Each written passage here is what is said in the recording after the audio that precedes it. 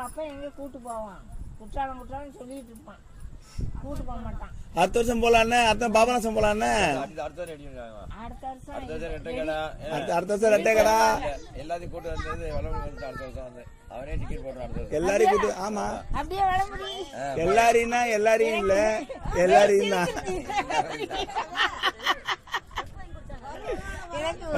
வராதவங்க எல்லாம் சாமி வந்தது மாதிரியே வராதவங்க எல்லாம் அடுத்த வருஷம் நான் டிக்கெட் கொடுத்துட்டு வந்துருவேன்.